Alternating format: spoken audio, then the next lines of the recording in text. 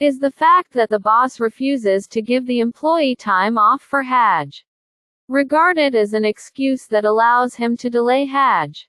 The question: during the Hajj period, we are under pressure at work and the boss does not allow me to travel. If I go without his consent, it is most likely that I will lose my job.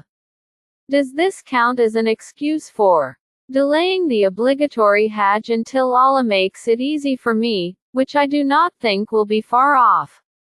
Insha'Allah. Detailed answer. The correct scholarly view is that Hajj is obligatory straightaway for the one who is able to do it, and it is not permissible for him to delay fulfilling this important pillar of Islam. We have explained this in the answer to question No. 41702. A Muslim may be able to afford the expenses of travel, and the route may be safe, but he is prevented by other impediments from going for Hajj. In such cases he is undoubtedly excused, such as if he has a wife who is sick or a father who is dying, or if the state restricts the numbers of people who can do Hajj, and he cannot go because his name is not drawn in the lottery, or because he is not of the specified age group, and other legitimate reasons that allow delaying Hajj in the case of one who can afford the travel expenses and for whom the route is safe.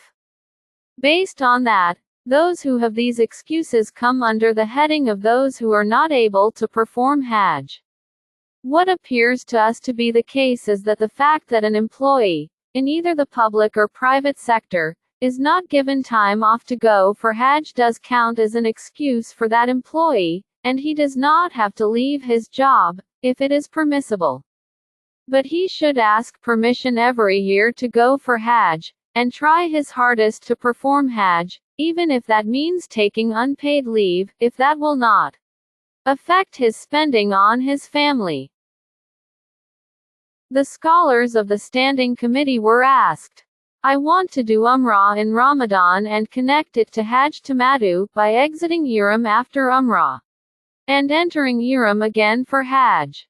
What do I have to do until the time for Hajj comes? I am working and I cannot be absent from work except during leave for Hajj and leave for Umrah in Ramadan. Is it permissible to travel from one area to another?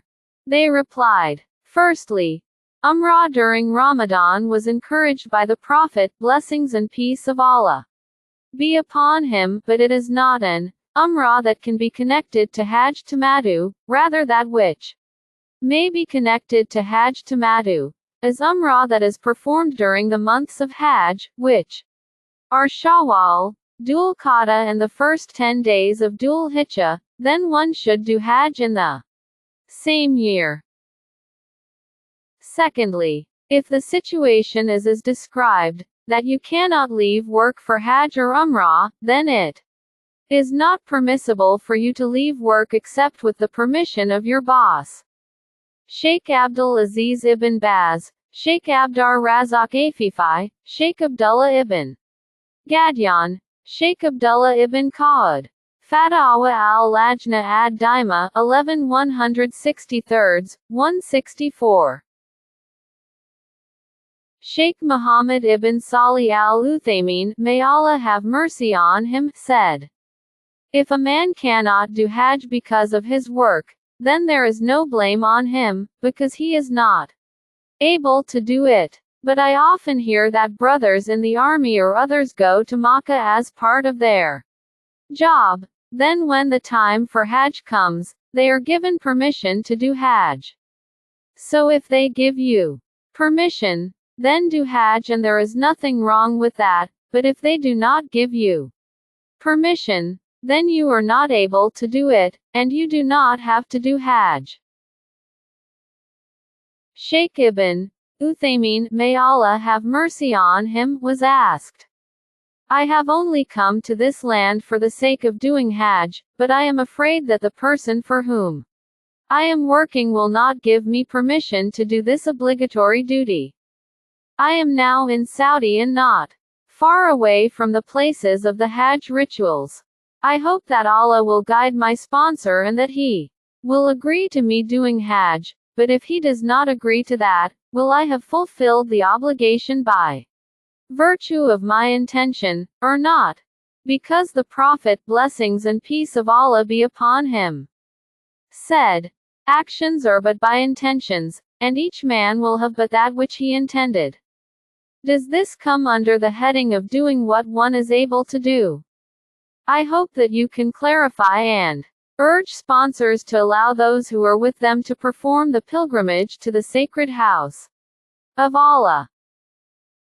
He, may Allah have mercy on him, replied, we wish that Allah, may he be glorified and exalted, will guide all sponsors and that they will allow their brothers who are working for them to perform the obligatory Hajj, because this comes under the heading of cooperating in righteousness and piety, which Allah has enjoined. As he, may he be exalted, says, interpretation of the meaning. Help you one another in al-bir and at-taqwa, virtue, righteousness and piety, but do not help one another in sin and transgression. And fear Allah. Verily, Allah is severe in punishment. Al-Ma'idah 5:2.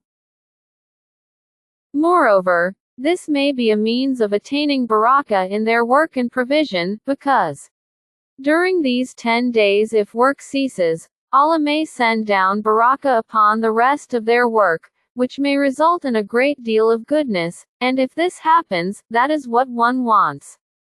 This is what we hope for from our sponsor brothers.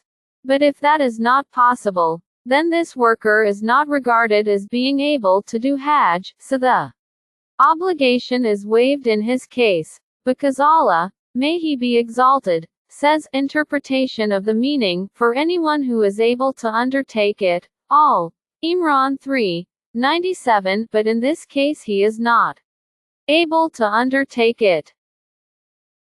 With regard to the questioner asking whether he will be like the one who did Hajj, the answer is no. But Hajj is waived in his case until he is able to do it, and if he dies before he is able to do Hajj, then he will not have died in a state of disobedience towards Allah, because Hajj is not obligatory unless one is able to do it. End quote. Majmu Fatawa Ash-Shaykh Ibn Uthaymin 21:62. And Allah knows best.